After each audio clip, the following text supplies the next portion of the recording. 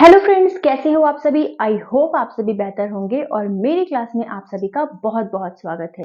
यहाँ पर हम यूजीसी नेट के लिए प्रिपरेशन कर रहे हैं, खासकर पेपर 1 के लिए, और पेपर 1 के साथ साथ हम अपने पेपर 2 को भी लेकर चलने वाले हैं।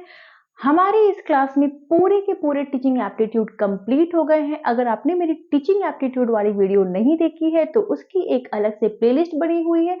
टोटल 31-32 वीडियोस होंगे, आप जाइए और उसको देखिए। और आपने अगर एक बार सारी की सारी वीडियोस को प्ले कर लिया तो आपको किसी और चैनल पर विजिट करने की जरूरत नहीं पड़ेगी। कुछ कुछ और टॉपिक्स बचे हैं टीचिंग एप्टीट्यूड के, जो कि मैं बीच बीच में टाइम निकाल कर डालती रहूंगी। वो सब छोटे छोटे टॉपिक है जो कि बीच बीच में डालने से काम चल जाएगा। चलिए, तो अभी हमारा चल रहा है रिसर्च एप्टीट्यूड, और मेरी आपसे एक रिक्वेस्ट है कि मैं जितना मेहनत आप लोगों के लिए कर रही हूँ, आप भी थोड़ा सा मेहनत मेरे लिए करिए और मेरे लिए प्लीज एक लाइक और प्यार भरा कॉमेंट जरूर दीजिए। चलिए, तो हम अभी अपने टॉपिक को कवर कर रहे हैं और हमारे टॉपिक का नाम है classification of research. Classification of research में हमने क्या क्या पढ़ा? हमने पढ़ा फंडामेंटल रिसर्च को, एप्लीकेशन रिसर्च को, ठीक है। फिर हमने अकॉर्डिंग टू लॉजिक पढ़ा। लॉजिक के बेस पर हमने क्या क्या पढ़ा? Deductive research, inductive research. अब हम आज की क्लास में क्या पढ़ने वाले हैं? आज की क्लास में भी हम रिसर्च को क्लासिफाई ही करेंगे, और आज की क्लास में हमारा रिसर्च जो है वो किस बेसिस पर होगा, आइए जानते हैं। चलिए,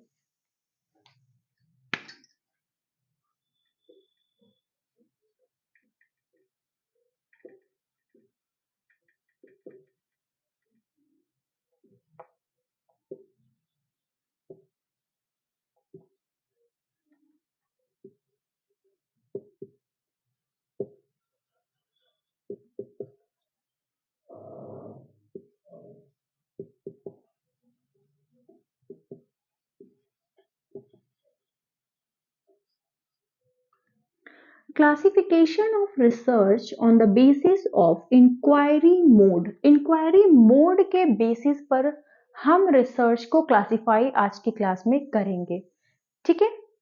किस किस टाइप के इंक्वायरी मोड के बेसिस पे कौन कौन से टाइप के रिसर्च होते हैं? चलिए, तो पॉइंट नंबर 1 को हम देखते हैं।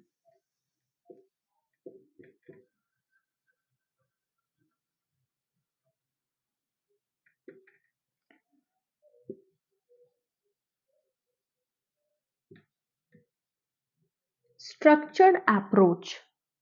स्ट्रक्चर, नाम से ही आपको क्या पता चल रहा है कि एक स्ट्रक्चर वे में होगा, ठीक है। इसमें क्या है? इसमें रिसर्चर जो है, सबसे पहली बात तो मैंने आपको काफी बार बताया है कि रिसर्च जो है वो किसी स्पेसिफिक किसी भी प्रॉब्लम पर रिसर्च किया जाता है, ठीक है। चलिए, ये तो क्लियर है आपको। अब जब कोई रिसर्चर किसी प्रॉब्लम का सॉल्यूशन ढूंढने के लिए रिसर्च करता है तो वो क्या करेगा? एक प्लान करेगा, एक प्लान को बनाएगा, ठीक है। पहले से कुछ स्टेप्स को बना लेगा, कुछ मेथड्स को बना लेगा, अपना रिसर्च को कैसे करना है वो डिजाइन कर लेगा, रिसर्च के क्या ऑब्जेक्टिव होंगे उन सभी चीजों को वो पहले से सेट कर लेगा कि मुझे ऐसे ऐसे करके रिसर्च करना है, ठीक है। यानी कि वो क्या करेगा? वो प्री डिटरमाइंड कर लेगा अपने सारे स्टेप्स को, अपने सारे मेथड को, अपने सारे टेक्निक को, और उसी को बेस मान करके वो क्या करेगा? रिसर्च करेगा। जब एक रिसर्चर रिसर्च करने के लिए एक पर्टिकुलर एक प्री डिटरमाइंड मेथड का यूज करे, एक प्री डिटरमाइंड डिजाइन का यूज करे, एक प्री डिटरमाइंड स्टेप्स का यूज करे, तो वैसे सिचुएशन में हम कहेंगे कि रिसर्च क्या है? स्ट्रक्चर्ड है, ठीक है। यानी कि इसमें रिसर्चर क्या करता है? फॉलो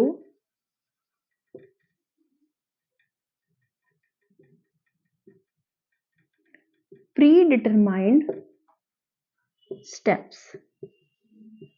इसमें रिसर्चर क्या करता है? पहले से कुछ स्टेप्स को डिसाइड कर लेता है और उसी स्टेप्स को फॉलो करता है। इसलिए इस टाइप के रिसर्च को हम बोलते हैं स्ट्रक्चर्ड रिसर्च, ठीक है। लेकिन इस रिसर्च को दूसरा और क्या कहा जाता है? इस रिसर्च को दूसरा कहा जाता है क्वांटिफाइंग रिसर्च या quantitative research, not qualitative, quantitative research, ठीक है। इसे और क्या कहा जाता है?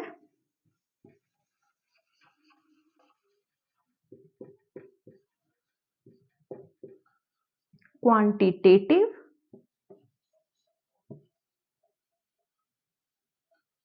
रिसर्च, इसे हम लोग और क्वांटिटेटिव रिसर्च कहते हैं। क्वांटिटेटिव क्यों है?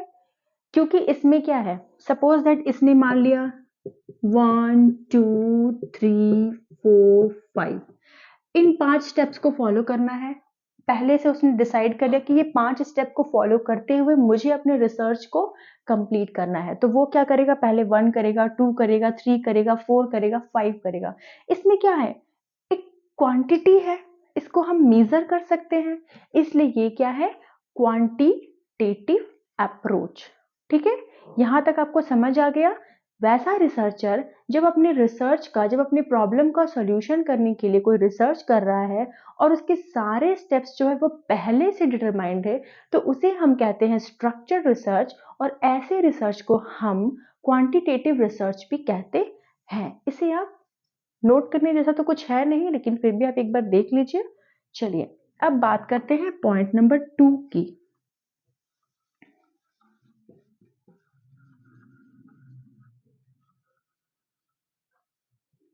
Unstructured approach.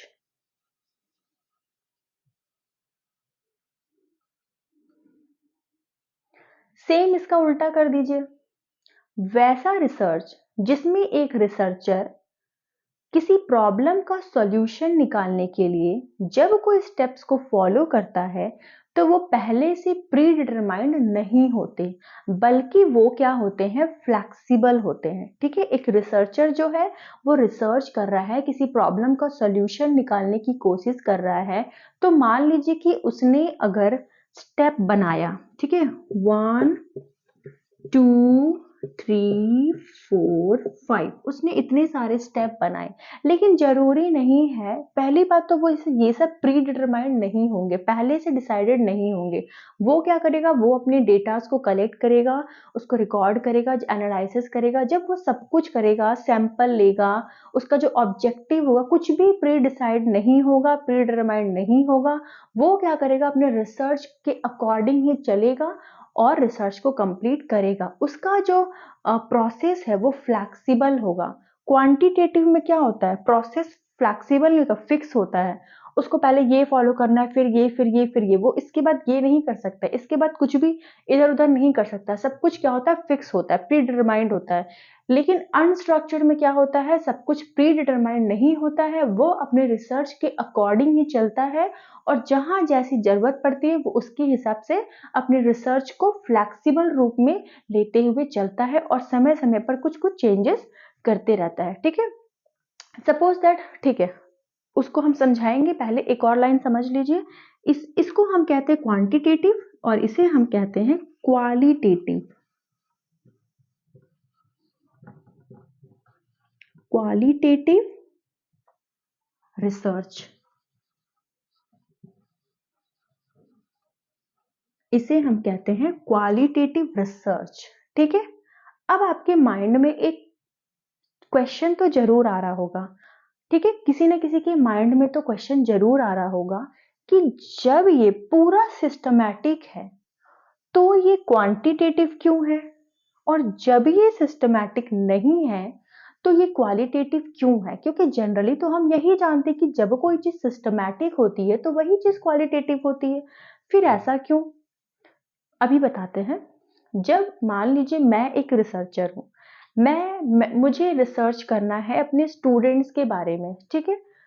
मैंने एक स्टेप बना लिया, क्लास में आना है, सबसे पहले प्रीवियस एंटरिंग बिहेवियर चेक करना है, फिर उसके बाद उसके बेसिस पे मुझे क्या करना है, टाइम टू टाइम डायग्नोज करना है, उसके बाद क्या करना, फॉर्मेटिव असेसमेंट लेना है, देन समेटिव असेसमेंट लेना है, इवेलुएशन करना है। मैंने ये पूरा प्री डिटरमाइन कर लिया। अब क्लास में अचानक क्या हो गया कि कुछ प्रॉब्लम क्रिएट हो गई, या फिर मान लीजिए 50 बच्चे हैं, 25 को समझ नहीं आया। पर मैं क्या कर रही हूँ, मैंने जो प्रोसेस को सोचा है मैं उसी प्रोसेस को कर रही हूँ।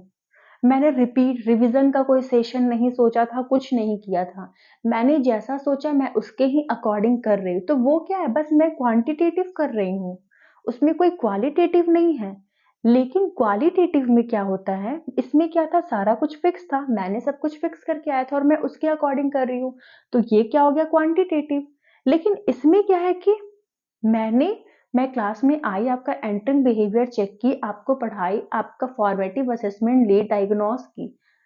अगर जरूरत पड़ने पे मुझे लगा कि मुझे आपका रिवीजन लेना है, तो मैं आपका रिवीजन टेस्ट कंडक्ट कराऊंगी। अगर मुझे लगता है कि एक्स्ट्रा क्लासेस लेनी है, तो मैं एक्स्ट्रा क्लासेस करूंगी। तो ये क्या हो गया, ये फ्लेक्सिबिलिटी हो गया इसमें। और जहां पर ये सारी चीजें होगी, ऑफ कोर्स वहां पे क्वालिटेटिव होगा। तो अब आई होप आपको ये समझ आ गया होगा कि ये क्वांटिटेटिव क्यों है और क्वालिटेटिव क्यों है। चलिए, तो ये था हमारा classification of research on the basis of inquiry mode, जिसमें हमने क्या जाना, जिसमें हमने जाना स्ट्रक्चर अप्रोच को और अनस्ट्रक्चर्ड अप्रोच को। स्ट्रक्चर क्या होता है, ये क्या करता है, फॉलो प्री डिटरमाइंड स्टेप्स को फॉलो करता है, और इसमें कोई भी प्री डिटरमाइंड स्टेप्स नहीं होते हैं, बल्कि इसमें क्या होते हैं, फ्लैक्सिब फॉलो, क्या हो गया, फॉलो फ्लेक्सिबल स्टेप्स, ये फ्लेक्सिबल स्टेप्स को फॉलो करता है। ठीक है, ये क्या है, क्वांटिटेटिव है, और ये क्या है, क्वालिटेटिव है। तो आई होप आपको आज का क्लास भी समझ आ गया होगा। मिलते हैं अगले क्लास में अगले वीडियो के साथ। Thank you so much.